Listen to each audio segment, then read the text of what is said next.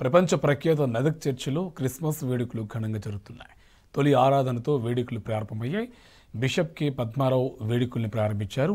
వివిధ రాష్ట్రాల నుంచి లక్షలాది మంది భక్తులు తరలివచ్చి ప్రత్యేక ప్రార్థనలో పాల్గొన్నారు. అటు రంగురంగుల విద్యుత్ దీపాల వెలుగులో మెదక్ చర్చ్ వెలిగిపోతుంది. ప్రార్థనలకు వచ్చే వారికి ఎలాంటి ఇబ్బందులు లేకుండా నిర్వాహకులు అన్ని ఏర్పాట్లు చేశారు.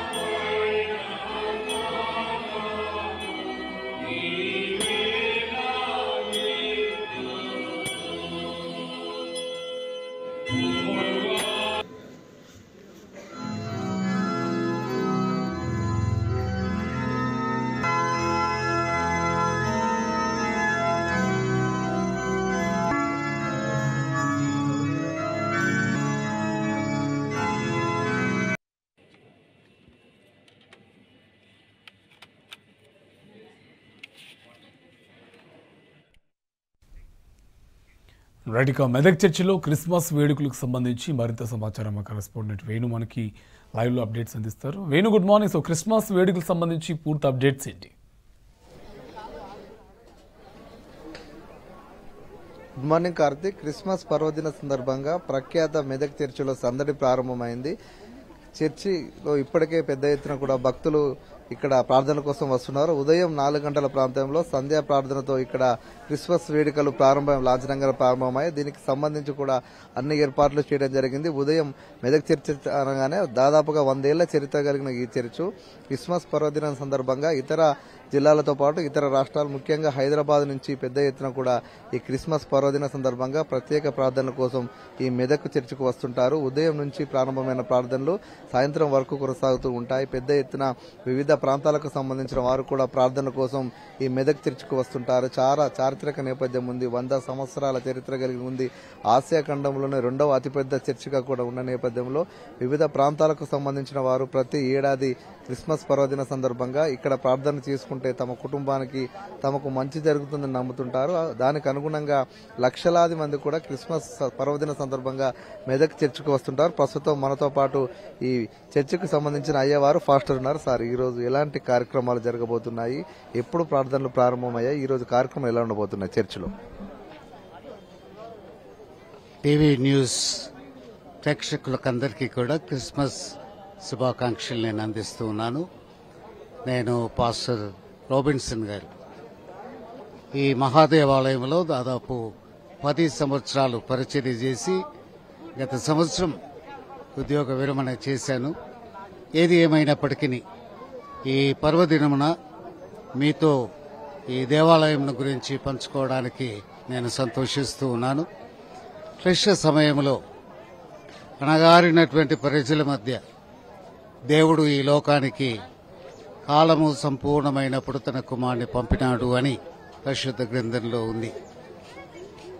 ఈ దేవాలయం యొక్క నిర్మాణం 1914 సంవత్సరం ప్రారంభించబడి 1924 సంవత్సరం ముగించి క్రిస్మస్ దినమున ఇది ప్రతిష్ఠ చేయబడింది. వచ్చే సంవత్సరానికి 100 సంవత్సరాలు ముగించుకుంటున్నటువంటి సందర్భంలో అనేక ఈ శతవార్షికోత్సవ సందర్భంగా గ్రామ సంఘాల్లో, పట్టణ సంఘాల్లో అనేక సేవా కార్యక్రమములు, సమాజమును ఉద్ధరించడానికి చిన్న బిడ్డల ఎడల, వృద్ధుల ఎడల, యవనస్తుల ఎడల, నిరుద్యోగుల ఎడల ఇలాంటి భక్తి విశ్వాసంలో ఉన్నటువంటి వారికి దేవాలయములు నిర్మించడంలో కార్యక్రమాలు ఏర్పాటు చేయబడ్డాయి. ఈ దినమున ఉదయం 4 గంటలకు దేవుని స్తుతించడానికి నిన్నటి దినమునని అనేక ప్రాంతాల్లో సుదీర్ఘ ప్రాంతాల్లో నుండి వచ్చి చలిగా ఉన్నప్పటికీ ఏ విధమైనటువంటి వారికి వసతులు అందుబాటులో కొంచెమే ఉండొచ్చు. వచ్చినటువంటి జనాలు లెక్కకు మించిగా ఉన్నాయి. అయినప్పటికీ వారు అన్ని పరిస్థితులను ఓర్చుకొని ఈ దేవుని మందిరంలో ఆరాధించడానికి వచ్చిన ప్రజలందరికీ దేవుడు గొప్ప సమాధానం, శాంతి, భద్రత, ఆరోగ్యం దయచేయాలని ప్రార్థిస్తున్నాను. మీరు అడిగిన ప్రశ్నకు ఇక్కడ ఈ 4 గంటలకు నుండి 7:30 దాకా ఆరాధన జరిగింది. రెండవ ఆరాధన 10 గంటల నుంచి ప్రారంభించబడి దాదాపు 1 గంట మట్టుకుంటుంది. ఈ రానున్నటువంటి 4 రోజులు ఇదే రీతిగా ప్రజలు ప్రాంతాల వారీగా, జిల్లాల వారీగా, వేరే రాష్ట్రాల నుంచి కూడా ఇక్కడికి జనాలు తరలి వస్తారు. మీరు చెప్పినట్లుగా వారు మొక్కుకొని ముఖ్యంగా క్రిస్మస్ పర్వదిన సందర్భంగా ఈ రోజు అంటే మీకు చర్చి ఆవరణ లోపల ఎలాంటి ప్రత్యేకమైన ప్రార్థనలు చేస్తారు? వక్తే అంటే నార్మల్ రోజులతో కాకుండా క్రిస్మస్ పర్వదిన సందర్భంగా ఎలాంటి కార్యక్రమాలు? వారి అవసరతను బట్టి వారు మాకు పిల్లలు లేరు, ఉద్యోగం లేదు, ఎలాంటి అవసరతల్లో ఉన్నారో వారు తెలియజేస్తారు. ప్రేయర్ రిక్వెస్ట్ ఫామ్స్ ఉంటాయి. దాంట్లో వారు తెలియజేసిన రీతిగా వారి కొరకు ప్రార్థనలు చేస్తారు. దాదాపు 25 మంది పాస్టర్లు ఈ ప్రత్యేక దినం కొరకు వేరే ప్రాంతాల్లో నుండి వారిని రప్పిస్తాం. వారు చేస్తారు.